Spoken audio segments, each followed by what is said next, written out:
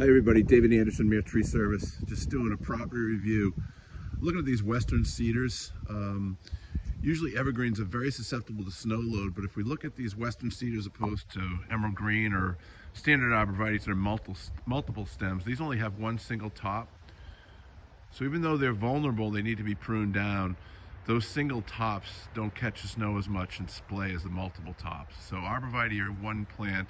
If you have the multi-stem varieties, you got to be careful with snow load. Another obvious one in New England is these big old white pines. You can see this guy here, probably 80-foot tree. Those big, long scaffolding limbs catch snow and ice and break. You can see all those stubs where they've caught snow and ice and broken before. So you don't want those hanging over the house. You can either prune them, or if the tree is too close and worrisome, you can take it down so it doesn't break. So I walk across the yard. Another important tree to worry about in New England with snow load is this magnolia. Walking up on it from a distance. The problem with the magnolia is they're very soft-wooded. They also have these big, fat, furry flower buds. And the combination of being weak-wooded and those flower buds can really cause them to catch snow and break apart. So you really want to keep these pruned and contained. You can see this has been pruned many times over the year. You can see how strong and muscular the wood is compared to the stems because it's been headed back so many times. So really want to keep these pruned so they don't catch snow and break, because if we get a heavy wet snow, magnolias are a tree that can really get destroyed. And another one, this flowering dogwood across the yard. So these flowering dogwoods, like the magnolia, have these really heavy bud set, and this really heavy bud set with the type of branching, it's called sympodial branching, but you can see these buds are really thick and fat and heavy and really do a great job of catching the snow.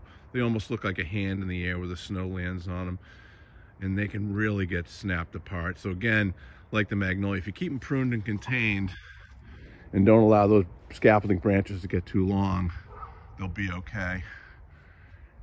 And again, you can see in the distance here, it's kind of hard to see through the thicket, but there's a leaning tree that comes up through the woods. It's in a sea of pines, so it's fairly protected, and if this particular tree falls, it's not going to do any damage. It's in the woods. But obviously a leaning tree is going to be susceptible to snow and wind as well. And then another major candidate to be worried about in snow is this umbrella pine.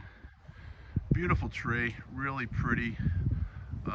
It's not a pine like white pine or Austrian pine. It's a different genus, but really thick, almost palm-like needles.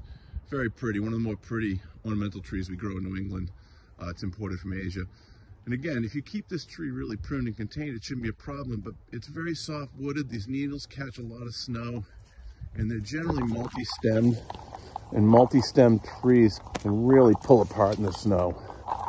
So you can see here, there's 2-3 stems in here. So if you keep those pruned and contained, they'll stand up better to the snow load. But just a handful of trees to be concerned about if we get a wet, heavy snowstorm, excuse me.